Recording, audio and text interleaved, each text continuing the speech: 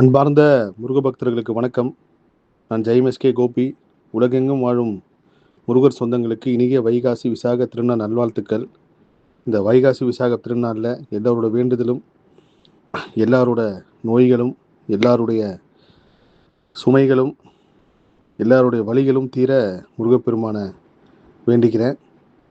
இந்த நேரத்தில், இந்த நாளில் தன்னோட உடன் பிறந்தவங்க, நெருக்கமானவங்க, நம்ம கூட இருக்கவங்க யாராவது ஒருத்தர் மருத்துவமனையில் அனுமதிக்கப்பட்டு நீங்கள் கோயிலுக்கு போக முடியாமல் ஒரு சூழ்நிலையில் அப்படி இருந்தால் கூட யாரும் கவலைப்படாதீங்க. அவங்க எல்லாருக்காகவும் நான் பிரார்த்தனை பண்ணிக்கிறேன்.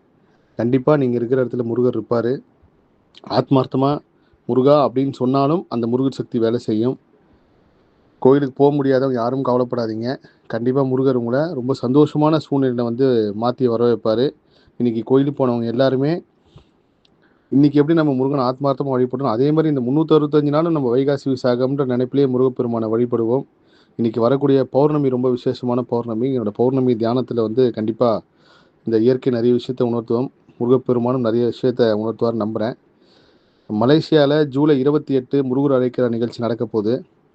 ஒவ்வொரு நாளும் ஒவ்வொரு விஷயத்தையும் முருகப்பெருமான் காட்டிக்கிட்டே இருக்கார். நேபாளில் ஒரு முருகர் கோயில் உருவாக போகுது. அதுக்கு ஒரு முக்கியமான காரணம் மலேசியா. நம்ம மலேசியாவுக்கும் தமிழ்நாட்டுக்கும் இருக்கிற எல்லா தொடர்புகளையும் இந்த முருகர் அழைக்கிற நிகழ்ச்சியில் உலகம் ஃபுல்லாக இருக்கிற முருக பக்தர்கள் உணரக்கூடிய அளவுக்கு முருகர் நடத்துவார்.